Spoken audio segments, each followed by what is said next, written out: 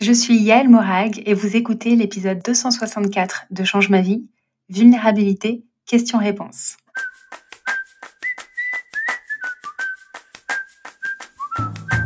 Bienvenue sur Change ma vie, outils pour l'esprit. Je suis Clotilde Dussoulier, je suis entrepreneur et master coach certifiée et la créatrice de ce podcast. Avec ma brillante équipe, on vous livre chaque semaine des outils précis et concrets pour comprendre les mécanismes de votre cerveau et de vos émotions et construire exactement la vie à laquelle vous aspirez. Bonjour à toutes et à tous, je m'appelle Yael Morag et je suis l'une des collaboratrices de Clotilde Dussoulier. Aujourd'hui, j'ai la joie d'enregistrer cet épisode de questions-réponses qui est consacré à la vulnérabilité. Avant de rentrer dans le vif du sujet, permettez-moi de me présenter à vous. Je suis coach de vie et je suis responsable de l'équipe programme et contenu au sein de l'entreprise de coaching Change ma vie. J'ai rejoint cette Dream Team il y a presque 3 ans et je prends un immense plaisir à coacher au sein de notre programme de coaching et à piloter les améliorations constantes du parcours de coaching de nos membres. Aujourd'hui, Clotilde m'a confié le micro pour que je puisse vous apporter mes éclairages sur le thème de la vulnérabilité. La vulnérabilité, c'est un thème qui a été abordé à 2 reprises sur le podcast Change ma vie. Clotilde en a parlé dans l'épisode 85, Honte et vulnérabilité, et dans l'épisode 180, Les courbatures de vulnérabilité.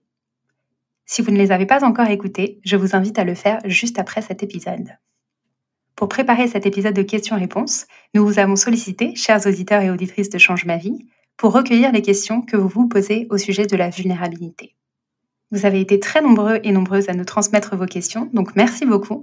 Je les ai toutes écoutées avec attention et j'en ai sélectionné quelques-unes qui reflètent les thèmes qui sont revenus le plus souvent.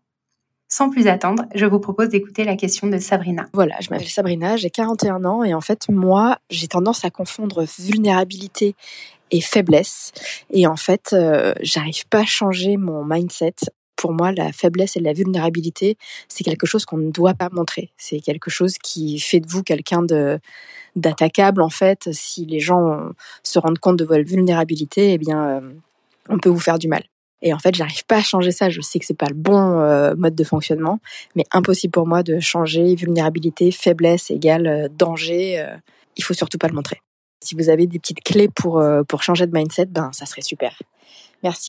Merci Sabrina pour cette question qui fait écho à l'une des plus grandes idées reçues qui existent au sujet de la vulnérabilité. Cette idée reçue, c'est la croyance selon laquelle la vulnérabilité serait synonyme de faiblesse, qu'elle ferait de nous quelqu'un d'attaquable, et par conséquent, ce serait quelque chose à ne surtout pas montrer. Donc commençons par regarder pourquoi la vulnérabilité est si communément associée à de la faiblesse. D'où vient cette association entre vulnérabilité et faiblesse ? Qu'est-ce qui lie ces deux notions et qu'est-ce qui les différencie ?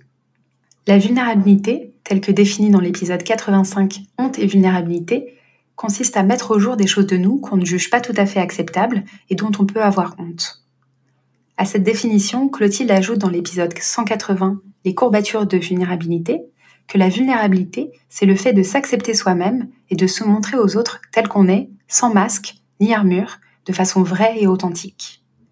Donc, d'après cette définition, exprimer sa vulnérabilité n'est pas en soi un acte de faiblesse. La vulnérabilité, c'est l'action de mettre au jour, de dire ou de révéler quelque chose de soi qu'on ne trouve pas tout à fait acceptable. Imaginons par exemple que je rate un rendez-vous avec un client parce que j'ai oublié de le noter dans mon agenda. Faire preuve de vulnérabilité dans cette situation consisterait à contacter la personne pour lui présenter mes excuses et de lui expliquer la vérité au risque qu'il ne veuille plus de mes services.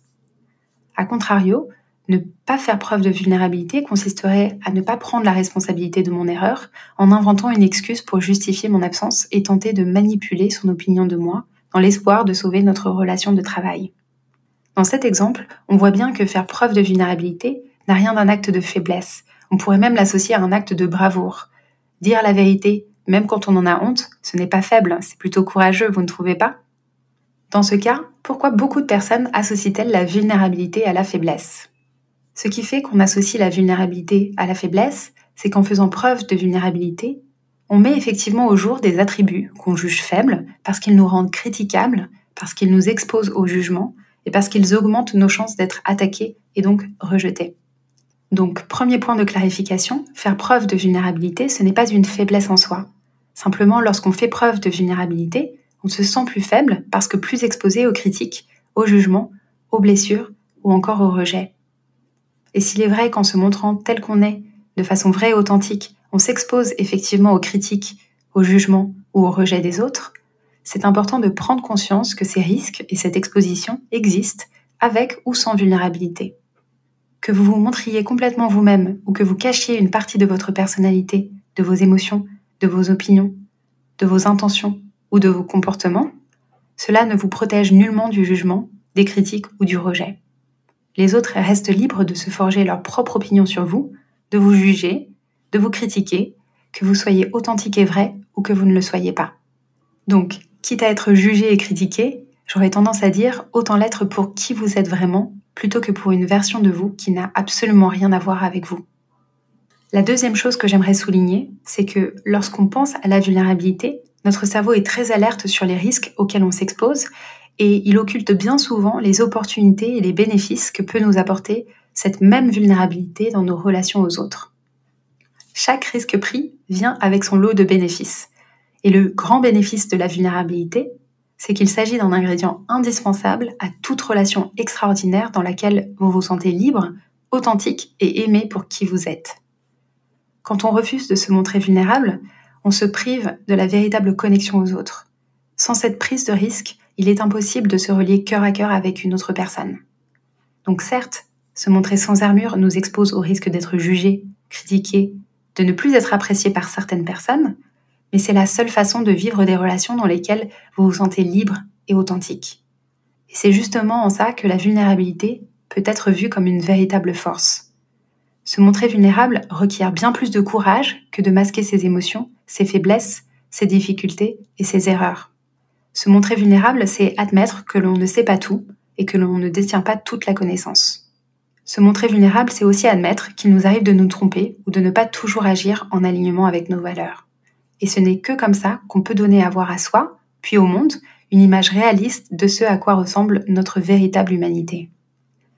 Se montrer vulnérable, ce n'est pas être faible, c'est simplement reconnaître, accepter et embrasser l'idée qu'on a des faiblesses, des difficultés, des émotions parfois désagréables, autrement dit que l'on est simplement un être humain parfaitement imparfait. Reconnaître cette part d'humanité en nous, ça demande une vraie force, dans le sens où ça requiert de ne pas s'identifier à nos défauts, à nos manques, à nos pensées négatives, et ça requiert d'être capable de prendre suffisamment de recul pour accepter toutes les parties de nous, les plus brillantes comme les plus sombres, en les plaçant au même niveau.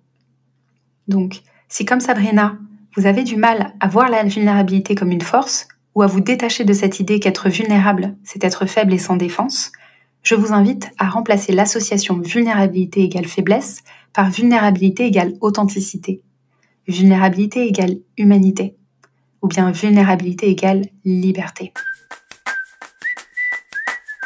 Écoutons maintenant la question de Marie. Bonjour Yael, bonjour à toute l'équipe.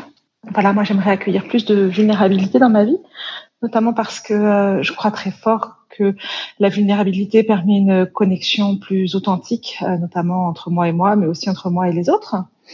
Et pourtant, mon gardien intérieur me rappelle toutes les fois où je me suis montrée vulnérable et où l'autre a saisi cette opportunité pour m'enfoncer, pour me montrer que je ne valais rien. Et donc, ça apporte beaucoup d'insécurité. Et je me demandais donc s'il était possible d'expérimenter la vulnérabilité tout en étant dans un cadre suffisamment sécurisant pour notre esprit. Merci beaucoup. Merci Marie pour cette question qui me permet de rappeler un principe essentiel. Pour pouvoir exprimer votre vulnérabilité sereinement, vous avez besoin d'un cadre sécurisant. C'est très important de se sentir en sécurité parce que sans cette dimension, le cerveau aura beaucoup de mal à oser la vulnérabilité. S'il perçoit un danger, il va plutôt avoir tendance à vous en tenir éloigné. Donc, pour répondre à la question de Marie, oui, il est possible, et je dirais même qu'il est fortement recommandé, d'expérimenter sa vulnérabilité dans un cadre sécurisant. Alors, comment est-ce qu'on fait pour faire ça ? La première possibilité, c'est de s'exercer à exprimer sa vulnérabilité entre soi et soi. Ce qui est magique avec le cerveau humain, c'est qu'il nous offre la capacité unique de nous entendre penser. Et pour faire ça, rien de plus simple, il vous suffit de vous munir d'un carnet et d'un stylo et de vous proposer d'écrire tout ce qui vous passe par la tête, sans filtre et sans jugement, en toute authenticité. Cette pratique, c'est ce qu'on appelle le flot de pensée et c'est l'un des outils de connexion à soi les plus puissants qui existent. Il répond très bien aux besoins de sécurité parce qu'écrire un flot de pensée, c'est généralement quelque chose que l'on fait entre soi et soi, sur un support auquel personne n'a accès. Ça fait partie d'ailleurs des premiers outils dont on équipe les membres de notre programme de coaching en les invitant à en faire une pratique quotidienne qui s'avère extrêmement libératrice. Ce flot de pensée, vous pouvez le faire à l'écrit sur un carnet, sur votre ordinateur, sur votre téléphone ou au format audio, c'est comme vous préférez. Vous entraîner à observer vos pensées et à vous affranchir du jugement que vous pouvez porter sur vous-même, c'est une très belle façon d'exercer votre vulnérabilité en toute sécurité. Et en prime, ça peut favoriser le développement d'une très belle relation et connexion entre vous et vous. La deuxième possibilité, qui est tout à fait cumulable avec la première, c'est de vous exercer à exprimer votre vulnérabilité avec des inconnus. Je sais que ça peut surprendre, mais c'est beaucoup plus facile de se montrer vulnérable auprès d'inconnus que de le faire auprès de nos proches. Alors, pourquoi est-ce que c'est plus facile de partager des choses dont on peut avoir honte avec des inconnus plutôt qu'avec des personnes qui nous aiment et qui nous connaissent par cœur ? On pourrait se dire qu'on devrait être capable d'avoir des conversations comme celle-ci avec elles beaucoup plus facilement. En réalité, quand on est avec d'autres personnes, on a tendance à adopter la posture de la personne qu'on veut que les autres voient en nous, et on utilise ensuite ce reflet pour renforcer notre propre identité. Par exemple, pour certaines personnes de ma famille, je suis l'aventurière, celle qui n'a pas froid aux yeux, qui prend des grandes décisions et qui avance. C'est l'image que je leur ai donnée à voir parce que c'est celle que j'aime voir en reflet dans leurs yeux. Ça confirme une version de moi que je veux et que j'aime être. Du coup, me montrer vulnérable devant elles me demande beaucoup plus de courage parce que ça me demande de laisser de côté cette version de moi que j'aime voir en elles et ça me renvoie une autre image de moi très différente de la première. Par contre, quand je me confie à une coach ou à un groupe de personnes qui ne connaît rien de moi, je peux beaucoup plus facilement mettre de côté cette partie téméraire de mon identité et montrer une autre facette de moi qui est plus vulnérable, qui se pose des questions, qui doute parfois aussi ou qui regrette certaines décisions. Je n'ai pas besoin de leur expliquer quoi que ce soit, je n'ai pas besoin de me justifier, je peux juste être cette version de moi, sans réserve et sans que la relation soit en jeu. Je ne dis pas qu'il ne faut pas se montrer vulnérable avec les personnes qui nous connaissent, au contraire, il n'y a rien de plus beau que de se montrer vrai avec les personnes qu'on aime le plus, et ça peut vraiment changer la relation qu'on entretient avec eux, mais ça demande un petit peu de pratique. Donc, si vous avez plutôt du mal à exprimer votre vulnérabilité, vous pouvez commencer par le faire avec des inconnus. Quand je parle d'inconnus, il ne s'agit bien évidemment pas d'arrêter quelqu'un dans la rue pour lui raconter sa vie. L'idée, c'est de trouver une personne ou un groupe de personnes avec qui vous avez des relations sans enjeu. Je pense par exemple à un thérapeute ou à une coach qui pourront vous offrir un espace d'écoute bienveillant, neutre et empathique. Je pense aussi aux cercles de parole, physiques ou en ligne, qui permettent d'être au contact de personnes qui partagent des difficultés communes aux vôtres ou qui sont simplement là pour exprimer leur propre vulnérabilité. Une troisième possibilité pour pratiquer la vulnérabilité, c'est de vous entraîner à partager des choses sans grand enjeu avec des personnes avec qui vous avez envie de vous montrer plus vulnérable. Par exemple, si vous souhaitez exprimer davantage de vulnérabilité dans votre couple et vous montrer plus authentique dans votre intimité, je vous recommande de commencer par trouver un sujet qui ne soit pas trop sensible pour vous. Je vous donne un exemple personnel. Quand j'ai commencé à travailler à 100% en télétravail, j'avais beaucoup de mal à couper après ma journée de travail. Mon conjoint rentrait à 18h et il aime dîner très tôt, donc il préparait le dîner pendant que je finissais mes dernières tâches, et hop, à 18h30, je passais de mon bureau à la table à manger, sans aucun sas de décompression entre ma journée de travail et ma soirée. Résultat, mon esprit tournait encore à 1000 à l'heure et j'avais beaucoup de mal à être présente pendant ces moments à deux. Et parce que j'avais honte de ne pas réussir à couper, je me voyais l'accuser de trop parler ou de ne pas me laisser tranquille après ma journée de travail. Et en analysant mon comportement avec mes outils de coaching, les outils de Change ma vie, j'ai voulu transformer cette honte en vulnérabilité plutôt qu'en accusation. Et un soir, je lui ai dit « Je sais que j'ai du mal à être complètement présente avec toi au moment du dîner. J'ai vraiment envie de changer ça, mais pour l'instant, c'est difficile pour moi. J'ai du mal à couper après le travail. Mon esprit ne cesse de penser à tout ce que je n'ai pas fait et à tout ce qu'il me reste à faire, et ça m'empêche d'être vraiment présente avec toi. » Et immédiatement, cette vulnérabilité m'a replongée dans l'instant présent. Et au lieu de me juger ou de le juger, j'ai transformé cette difficulté en une opportunité de connexion et d'instant de présence avec lui. Et c'est d'ailleurs à cette occasion qu'il m'a avoué que c'était parfois difficile aussi pour lui. Donc grâce à cet échange, on a pu parler de cette difficulté jusqu'à trouver des solutions qui nous conviennent à tous les deux. Et c'est comme ça que petit à petit, j'ai pu indiquer à mon cerveau que je pouvais faire preuve de vulnérabilité sans risquer ma peau. Et grâce à ça, on a pu, avec mon conjoint, aller crescendo dans l'échelle de vulnérabilité en abordant ensuite des sujets à plus fort enjeu pour nous. Donc, si vous aussi vous avez envie d'expérimenter plus de vulnérabilité dans votre vie quotidienne, je vous propose d'identifier dans votre vie et dans vos relations des espaces dans lesquels vous vous sentez en confiance et de commencer petit. Choisissez des choses qui ont peu d'enjeux pour vous et allez-y crescendo. Et ce qui est vraiment magique quand on expérimente cette vulnérabilité dans un espace bienveillant, bien sûr, c'est que plus on le fait, plus ça devient facile. Pour moi, c'est même devenu difficile de ne pas me montrer vulnérable parce que j'ai vraiment réalisé que les relations qui me nourrissaient le plus étaient des relations dans lesquelles cet espace de vulnérabilité coexistait des deux côtés. Passons maintenant à la question de Mathilde. Bonjour, je suis Mathilde et j'écoute le podcast toutes les semaines et je vous remercie beaucoup pour la qualité de ce que vous proposez. J'avais une question au sujet de la vulnérabilité.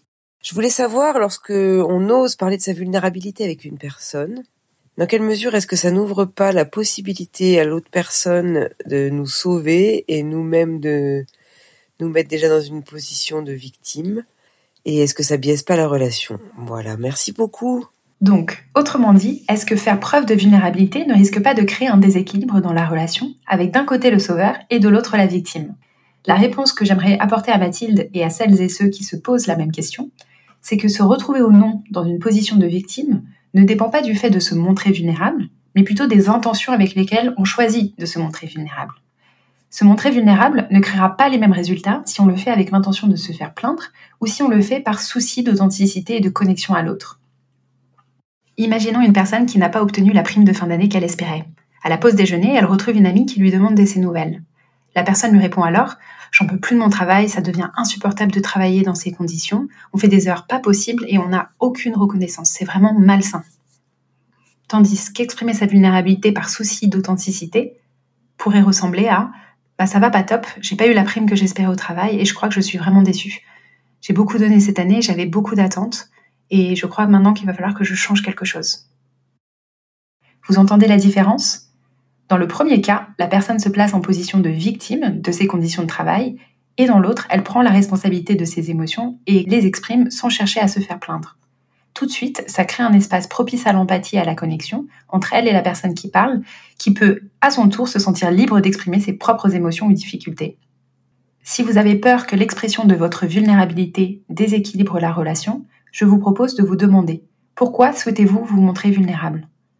Quand vous vous montrez vulnérable avec l'intention de vous connecter à l'autre en prenant pleinement la responsabilité de vos émotions, il n'y a aucune raison que cela crée un déséquilibre dans la relation.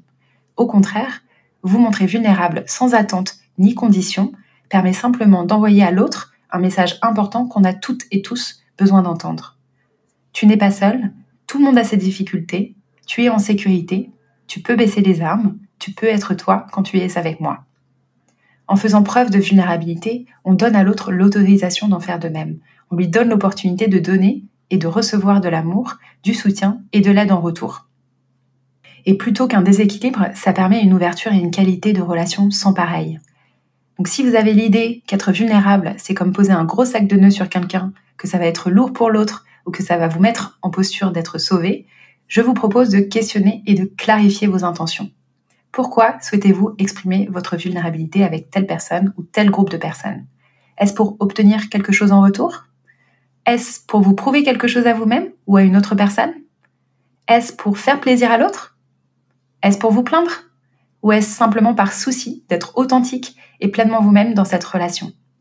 Il n'y a pas de bonne ou de mauvaise réponse, mais vos réponses à ces questions vont déterminer l'énergie avec laquelle vous exprimez votre vulnérabilité et donc la posture que vous allez prendre dans cette relation. Avant de nous quitter, je vous propose de récapituler les principaux enseignements de cet épisode. Le premier, c'est que la vulnérabilité n'est pas un signe de faiblesse, c'est simplement votre capacité à accepter vos faiblesses et vos imperfections. En ce sens, elle s'apparente à un acte de bravoure et à une marque d'humanité. Pour cheminer vers cet état d'esprit, je vous propose de remplacer l'association vulnérabilité égale faiblesse par vulnérabilité égale authenticité ou vulnérabilité égale liberté. Le deuxième enseignement, c'est que pour pratiquer et accueillir plus de vulnérabilité dans votre vie, il est fortement recommandé de trouver un cadre sécurisant composé de personnes qui pourront vous offrir une écoute bienveillante et empathique. Enfin, le troisième point évoqué est de connaître vos intentions lorsque vous voulez vous montrer vulnérable afin d'être dans une posture qui vous convient. J'espère que cet épisode questions-réponses vous aura apporté des clés pour avancer. Merci à toutes les personnes qui nous ont envoyé leurs questions. Si vous voulez participer à un prochain épisode questions-réponses, il vous suffit de vous abonner à notre newsletter sur changemavie.com/inscription et vous serez informé directement par email du prochain appel à questions. À très bientôt sur le podcast ou dans le programme de coaching Change ma vie, mode d'emploi.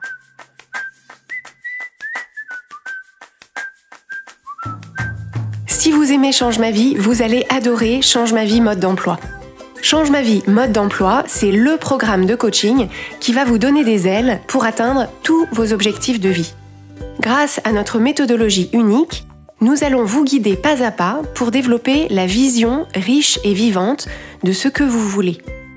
Nous allons vous aider à trouver la clarté sur la façon la plus simple et la plus directe de l'obtenir, et nous allons vous apprendre à soutenir votre élan tout du long en surmontant les obstacles avec confiance pour vous sentir avancer tous les jours vers la vie à laquelle vous aspirez.